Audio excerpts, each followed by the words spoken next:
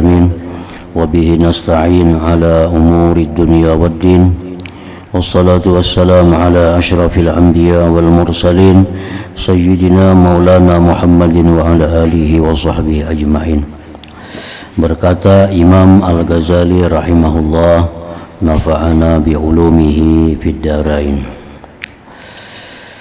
Wahai anakku yang tercinta, seandainya ilmu semata-mata itu cukup bagi engkau dan tidak perlu kepada amalan, maka tidak ada faidahnya seruan suci di tengah malam.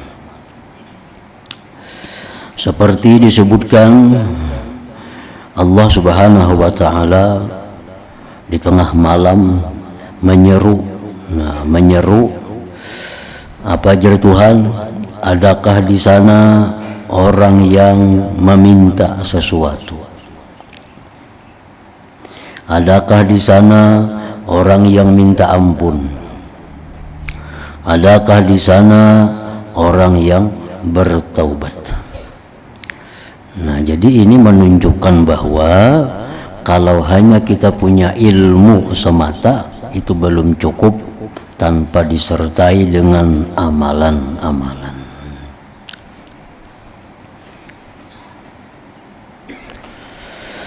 Diriwayatkan bahwasanya sebahagian daripada sahabat radhiyallahu anhum ajma'in menyebutkan tentang keindahan kepribadian Sayyidina Abdullah bin Umar radhiyallahu anhuma di sisi Rasulullah sallallahu alaihi wasallam.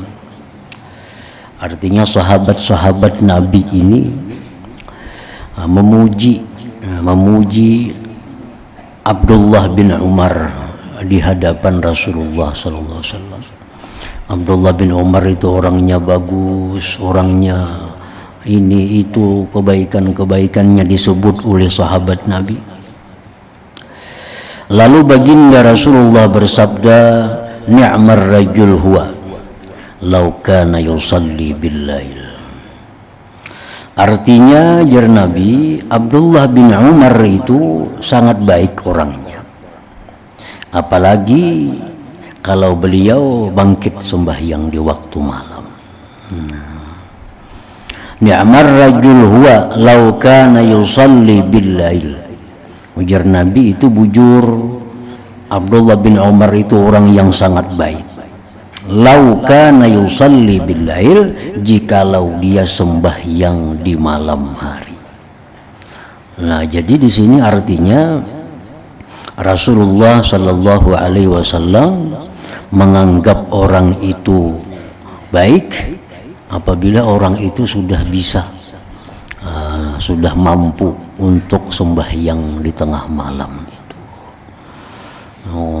Kayak kita berilmu, kita sosial, kita berbuat baik macam-macam, tapi kalau kita belum bisa untuk bangun sembahyang di tengah malam, itu masih belum lengkap kebaikan kita. Sebab jar Nabi apa? Ni'mar rajul huwa law kana yusalli bil lail. Abdullah bin Umar itu sebaik-baik laki-laki jikalau dia sembahyang di tengah malam. Nah, jadi orang-orang yang bisa istiqamah, orang-orang yang bisa mudawamah, rutin selalu salat malam dengan ikhlas karena Allah, itu bisa dijadikan alamat bahwa ini orang adalah orang yang baik, orang yang baik. Tetapi sebaliknya, bagaimanapun orang itu baiknya, masih belum bisa sembahyang sunnah di tengah malam, itu masih belum bisa sepenuhnya dikatakan orang yang baik. Seperti Ibnu Umar tadi. Nah, lanjutan kisah ini sampai kabar ini kepada Ibnu Umar. Padahal dua Ibnu Umar, ujar orang, wahai Ibnu Umar, tadi engkau dipadahkan Nabi orang yang baik jikalau sembahyang malam.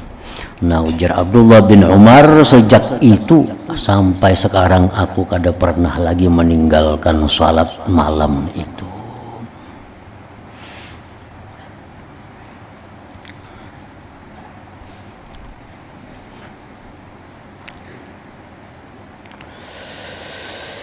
Memang perkataan Imam Al-Hasanul Basri radhiyallahu anhu bahwa untuk melazimi mengistiqamahkan salat lail itu sulit kalau kita masih ada punya dosa-dosa yang besar di sisi Allah Subhanahu wa taala. Sulit kita, walaupun kita sudah cukup persiapan, siang sudah istirahat, malam sudah lakas guring, tapi kita masih ada dosa-dosa besar yang belum diampuni Allah.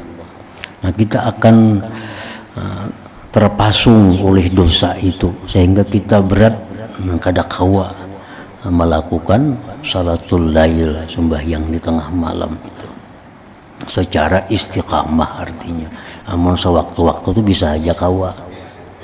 Sewaktu-waktu misal kita ada kebutuhan lawan Tuhan, misalnya kita ada perlu, nah itu bisa kita sembahyang tengah malam, begitu selesai bisa ampih juga bangun tengah malamnya. Nah itu ngarannya kada istiqamah. Kalau istiqamah terus menerus, baik di kampung, baik waktu di musafir, nah itu berat. Nah, kalau kita masih ada dosa-dosa yang besar.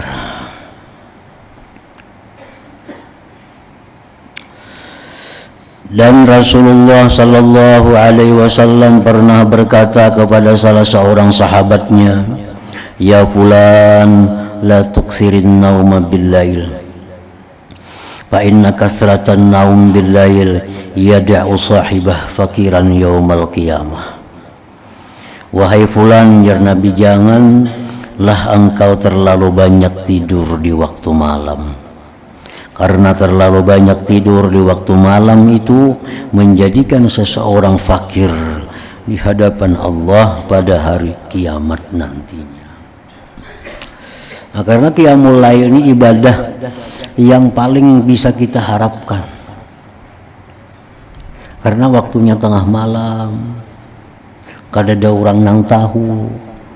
Jadi ibadah kita yang bujur-bujur murni semata-mata karena Allah itu diharapkan dari itu bangun malam. Seperti perkataan Imam Junaid Al-Baghdadi, begitu Sidin wafat, ada yang bermimpi bertemu beliau, lalu ditanya kepada Imam Junaid, amal apa yang paling membanggakan di sana? Nah, dijawab oleh Imam Junaid bahwa ilmu-ilmu yang kumiliki itu tidak memberi manfaat. Pelajaran yang kuajarkan kada aku dapati manfaatnya. Yang aku dapati manfaatnya itu disirin hanya beberapa rakaat sembahyang yang kulakukan di tengah malam itu.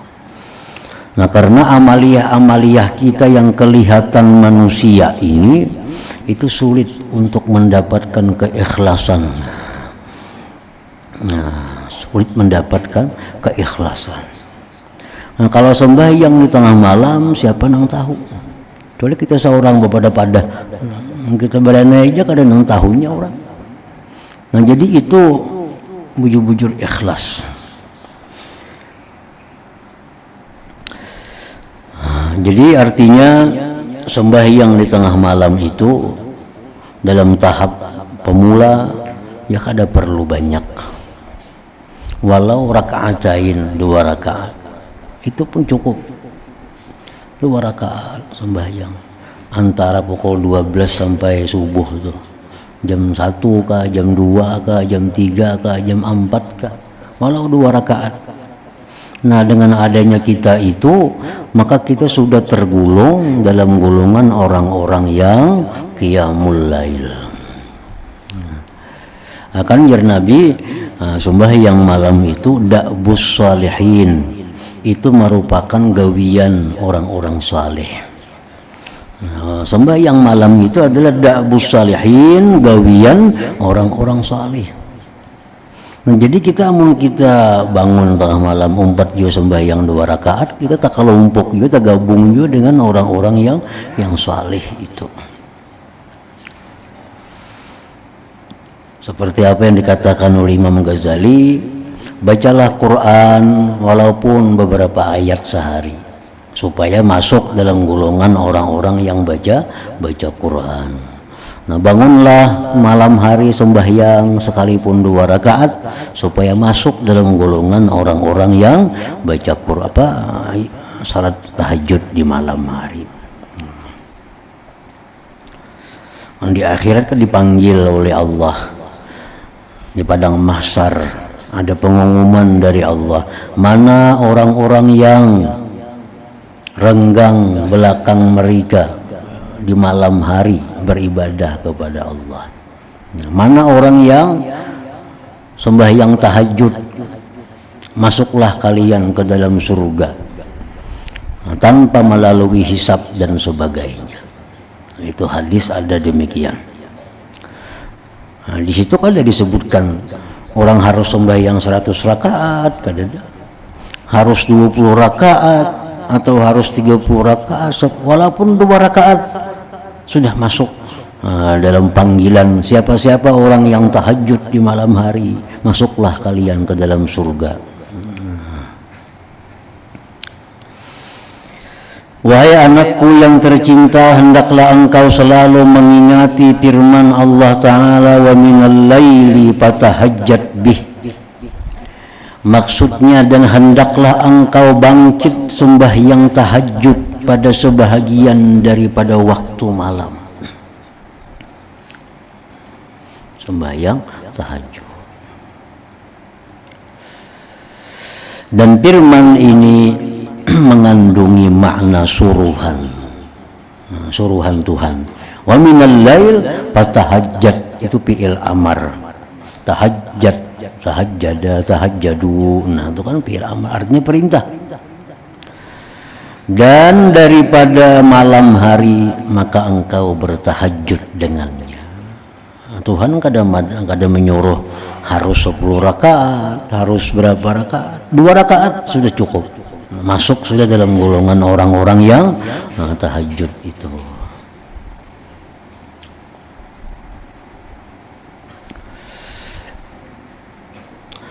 Dan firman ini mengandungi makna suruhan. Wabil ashari hum yastaghfirun, surat Az-Zariyat ayat 18. Maksudnya, dan di waktu sahur mereka senantiasa beristighfar akan Allah. Dalam firman ini mengandungi makna syukur. Makna syukur artinya makna pujian Allah kepada orang-orang yang di waktu sahur itu minta ampun kepada Allah. Memang waktu yang paling bagus untuk tobat minta ampun itu adalah waktu menjelang subuh. Waktu menjelang subuh. Sampai-sampai Nabi Yakub pun beliau memintakan ampun kepada Allah terhadap perilaku anak-anak beliau kepada Nabi Yusuf alaihissalam. Nyisitin kena aku mintakan ampun. Arti kaina itu menunggu waktu sahur. Jadi waktu sahur itu waktu semacam khusus disediakan Allah untuk orang-orang yang istighfar.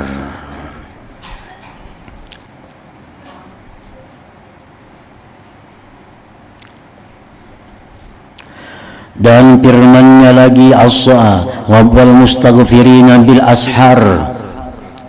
Maksudnya mereka yang berjaya itu ialah orang yang selalu beristighfar di waktu sahur. Dalam firman ini mengandung peringatan dari Allah bahwa kalau hendak jadi orang yang hebat, kalau hendak jadi orang yang mulia, maka di waktu sahur itu perbanyak istighfar kepada Allah Subhanahu wa ta'ala.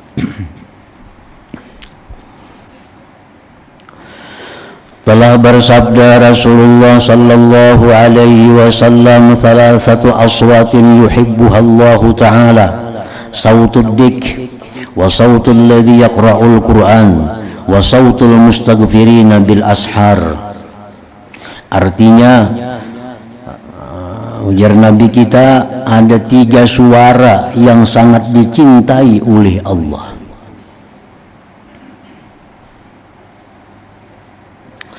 Suara ayam jantan yang berkukuk di waktu sahur.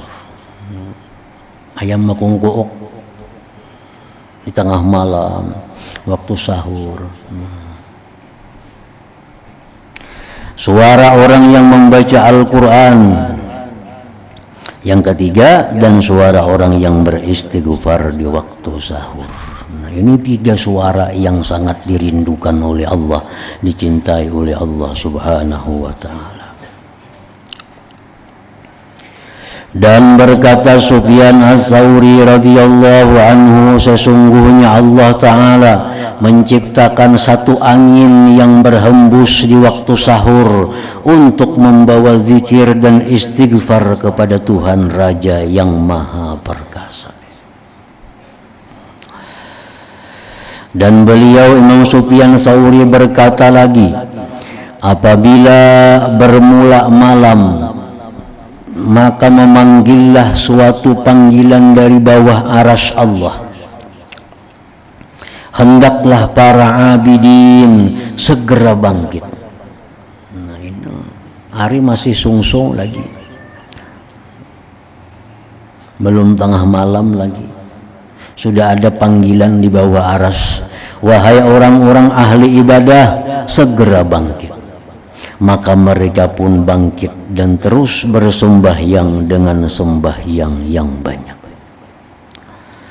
Dan apabila sudah berlalu separuh malam, memanggil pula suatu panggilan dari bawah arasy tadi, hendaklah para qanitin segera bangkit, orang-orang yang taat kepada Allah. Maka mereka pun bangkit dan terus bersembahyang sehingga sampai ke waktu sahur.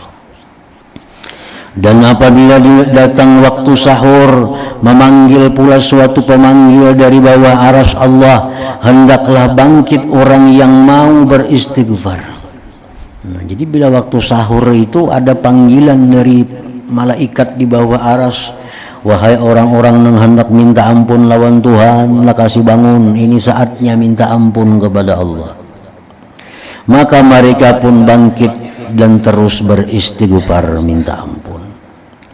Dan apabila fajar sudah naik, azan sudah subuh. Nah, sudah azan subuh. Azan subuh. Dan apabila fajar sudah naik menyingsing, maka memanggillah oleh suatu pemanggil, hendaklah bangkit, hendaklah bangun mereka yang lalai kepada Allah Subhanahu wa Ta'ala. Orang bang subuh tuh bangun, sudah dianggap orang yang lalai, sudah dianggap orang yang lalai.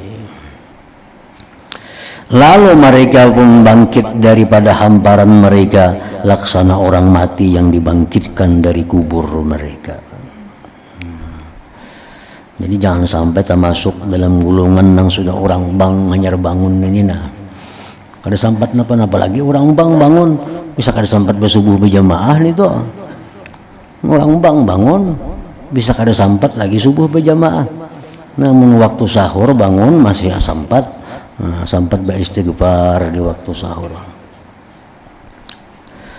Wahai anakku yang tercinta, adalah diriwayatkan di dalam wasiat Luqmanul Hakim bagi anaknya bahwa beliau berkata,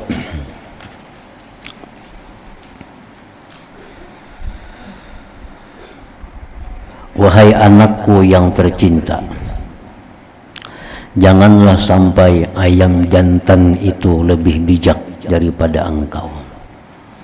Jangan sampai ayam itu lebih pintar daripada engkau. Ia berkukuk di waktu sahur, sedangkan engkau masih tidur lagi. Jangan sampai tak pintar ayam pada ikam ya sidin. Menasihati anak sidin. Ayam jantan itu waktu sahur sudah kuciakan kungkukan. Nah ampunnya maka guring lagi.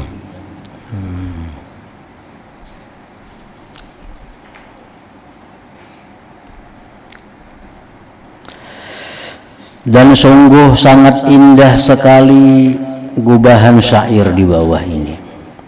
Laqad hatafat fi junhi lailin hamamatun ala fananin wahnan wa inni lanaimu.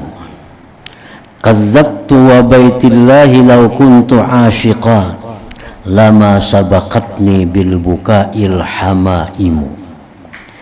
Wa az'umu anni haimun zu sababatin li rabbi fala abki wa tabkil bahaimu. Sesungguhnya memanggil-manggil di kegelapan malam burung merpati yang bertinggir di atas kayu. Ia terus saja menangis kerinduan, sedangkan aku asik dalam tidurku. Nah, burung-burung merpati itu bertinggir di malam hari, dia menangis karena rindu kepada penciptanya. Bohong, sebenarnya bohong aku demi Tuhan yang memiliki Baitullah. Seandainya aku benar seorang yang asyik, seandainya aku benar orang yang mencintai akan Allah, sudah tentu burung-burung tidak akan mendahuluiku menangis. Kalau aku merasa cinta lawan Allah, itu bohong. Buktinya apa? Dahulu burung menangis daripada aku.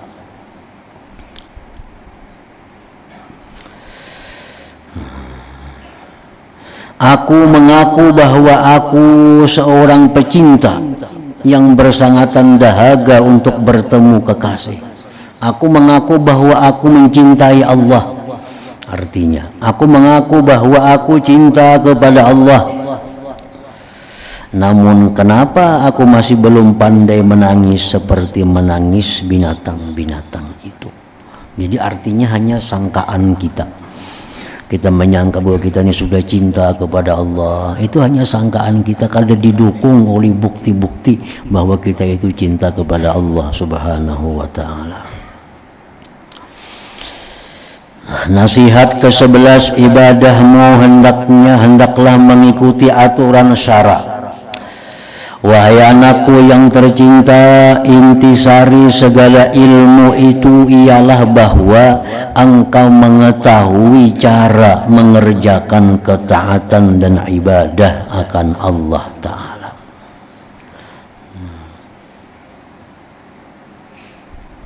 Jadi artinya ibadah itu kada selalu bisa dilakukan setiap saat. Ada saat-saat yang kita kada boleh melakukan ibadah tertentu di saat-saat tertentu. Jadi mesti tahu juga kita mentang-mentang baik baca Quran, baca terus Quran dalam jamban kau baca Quran juga, nah salahnya itu. Ada aturan-aturannya. Mentang-mentang baik sembahyang terus. Kada tahu imbah asar, imbah sembahyang subuh, sembahyang juga nah. Mentang-mentang baik puasa tiap hari, kada tahu hari raya puasa juga.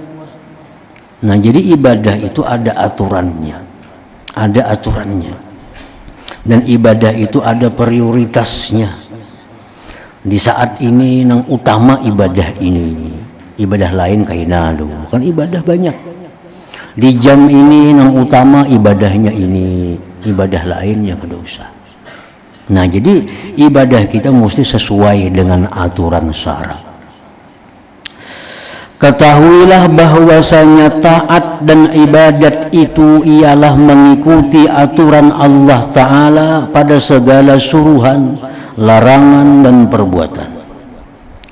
Yaitu segala apa yang engkau katakan dan segala apa yang engkau buat dan yang engkau tinggal hendaklah mengikuti peraturan syariat Allah Subhanahu wa ta'ala. Kalau tidak, ia akan menjadi dosa. Nah, jadi dosa jadinya. Orang sembahyang sunat mutlak imbas sembahyang asar, jangankan pahala jadi dosa. Jadi dosa. Orang sembahyang sunat mutlak, sembahyang istikharah imbas sembahyang subuh jadi dosa. Orang sembahyang hajat imbas sembahyang subuh jadi dosa. Jadi ikuti juga aturan-aturannya itu.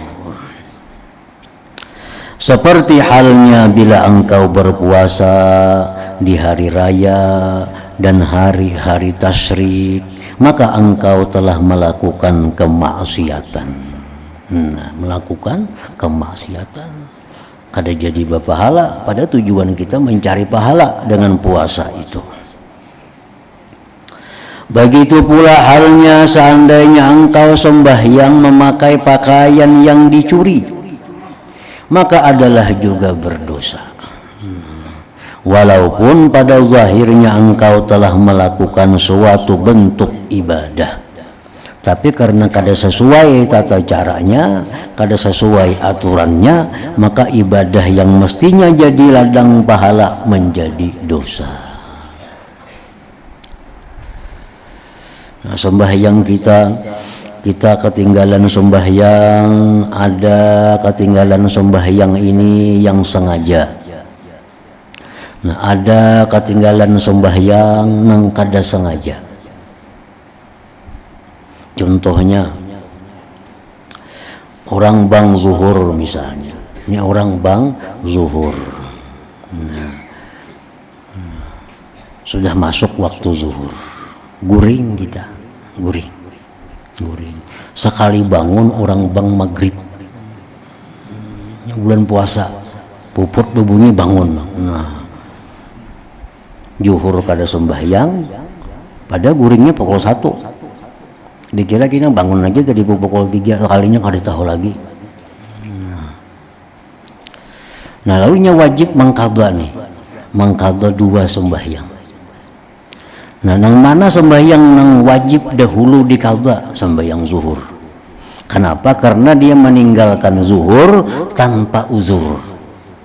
Sudah tahu masuk waktu, kenapa kada sembahyang? Yang sembahyang bang dulu hanyar guring. Nah, itu wajib dulu segera diqadha. Segera diqadha. Walaupun maghrib berdudi. Nah, walaupun maghrib berdudi. Karena maghrib masih panjang waktunya. Nah, jadi maghrib didiakan aja. Karena masih panjang waktunya. Jadi sembahyang zuhur dulu diqadha, asar diqadha, hanyar maghrib. Kalau maghrib ini dianggap masih panjang waktunya. Nah, kalau bangun guringnya pukul 7 sudah, bahannya mau diqadha maghrib pulang. Atau kalau war waktu itu maghrib dulu akan selamatakan dulu. Nah, itu aturan-aturan syariat dalam beribadah kepada Allah. Wahai anakku yang tercinta, sayugianya perkataanmu dan perbuatanmu itu sesuai dengan peraturan syara. Karena ilmu dan amal yang tidak sesuai dengan aturan syara adalah sia-sia saja.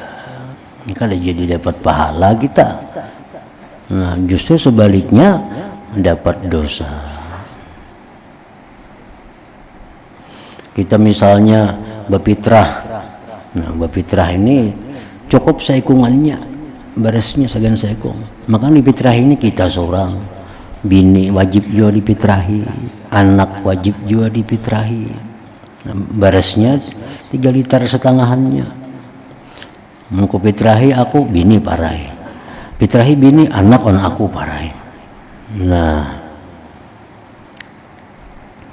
agama kita mengatur ibda binafsika, mulai dengan diri engkau.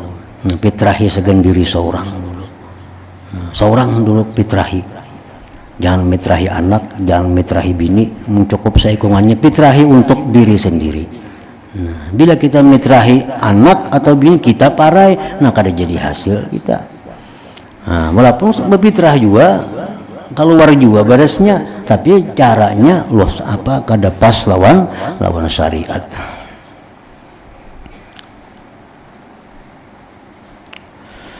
Dan sayugianya bagimu bahwa engkau tidak tertipu dengan perkataan yang aneh-aneh dan keterlanjuran perkataan ahli tasawuf.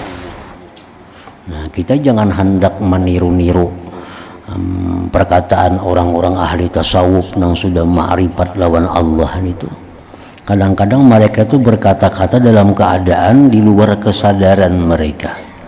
Nah, orang-orang yang sudah tinggi kedudukan di sisi Allah itu kadang-kadang ucapan-ucapannya itu kadangkala dicerna oleh akal kita. Kadang-kadang kaya pina melamahkan beribadah ada juga. Kadang-kadang pina kada sesuai dengan syariat ada juga, karena mereka mengatakan itu dalam keadaan di luar kesadaran mereka karena mereka asik dengan Allah Subhanahu wa taala. Nah, itu jangan dituruti perkataan-perkataan orang itu. Nah, makanya biasanya setiap ada perkataan-perkataan orang-orang sufi yang kelihatannya melemahkan ibadah, yang kelihatannya itu bertentangan dengan syariat, itu biasa ada diterjemahkan oleh ulama berikutnya bahwa ini maksud sidin bukan kayak itu, bukan kayak zahirnya itu ada. Ini maksudnya ada macam ini. Nah, oleh karena itu diatur kita kada boleh membaca sembarang kitab-kitab yang dikarang oleh orang sufi itu. Kalau kita salah paham, kita salah mengerti sehingga kita melamahkan syariat Allah. Nah, melamahkan ibadah kepada Allah, melamahkan segala macam kebaikan.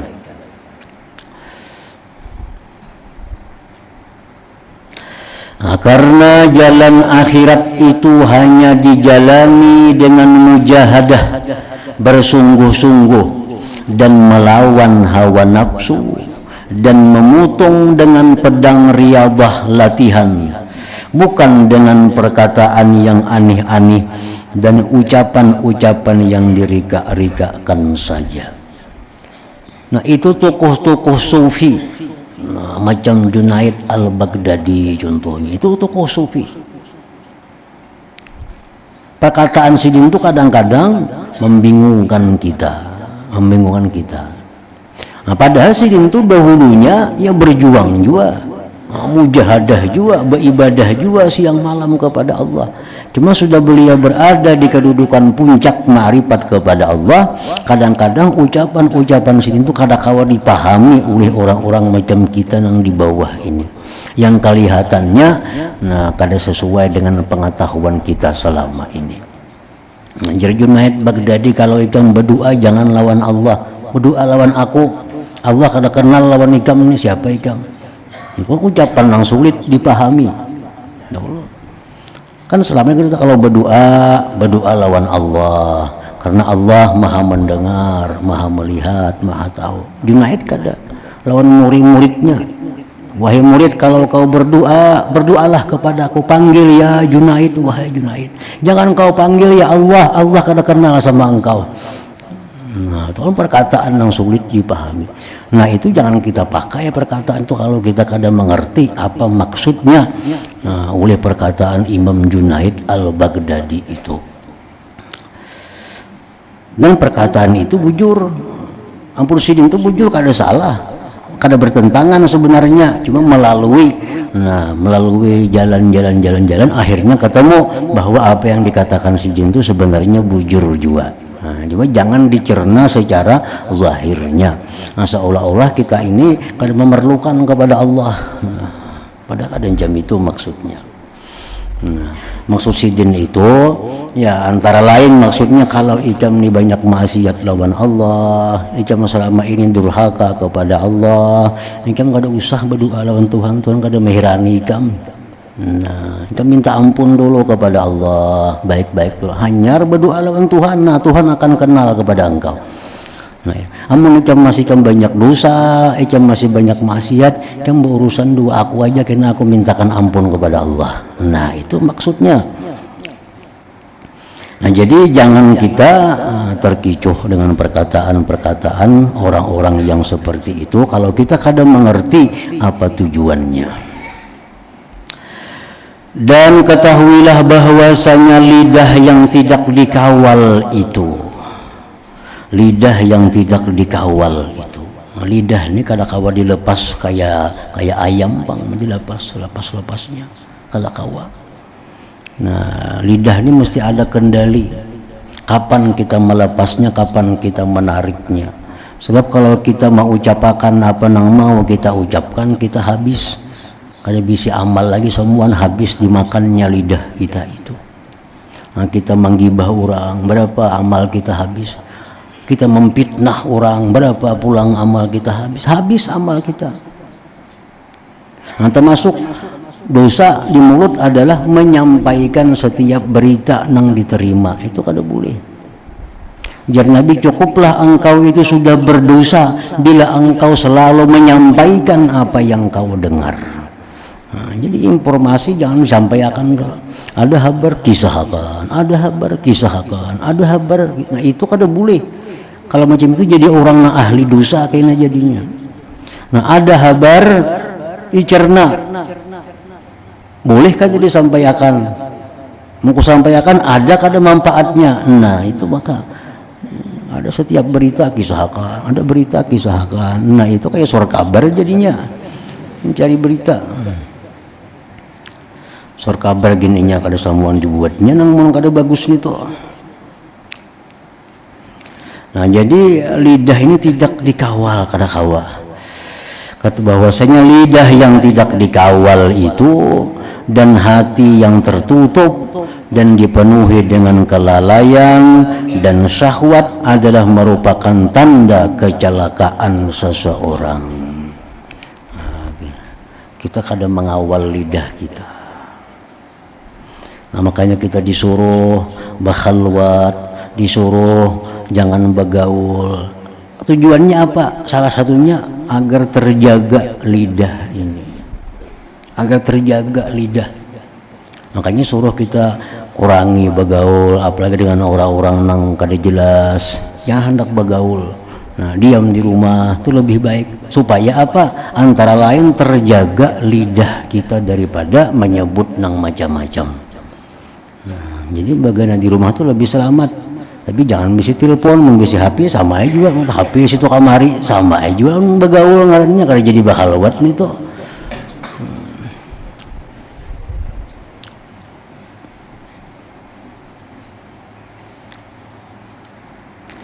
Dan apabila engkau tidak melawan nafsumu dan tidak bermujahadah dengan benar, maka sudah pasti hatimu akan tidak hidup. Nah, bila kita kada mujahadah, bila kita kada melawan dengan kehendak nafsu, nah, kita akan mati hati kita. Dan tidak bermujahadah dengan benar, maka sudah pasti hatimu tidak akan hidup dengan cahaya ma'rifat kepada Allah Subhanahu wa ta'ala. Nah, kemudian nasihat yang ke-12.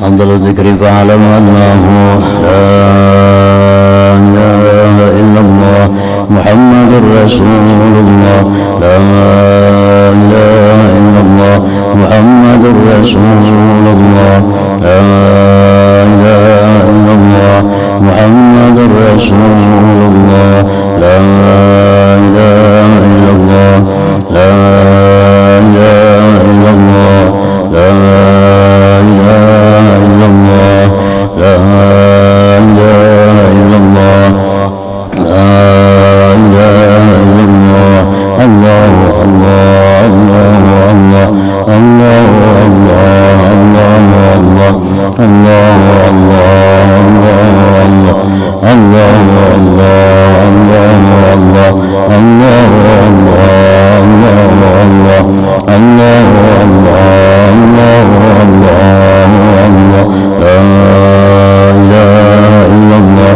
Allah Rasulullah, la ilaha illallah Muhammadur Rasulullah, la محمد رسول الله لا إله إلا الله الفاتحة إياك نعبد وإياك نستعين صراط الذين فيا أيها الراجون منه شفاعة صلوا عليه سلموا تسليما اللهم صل وسلم وبارك عليه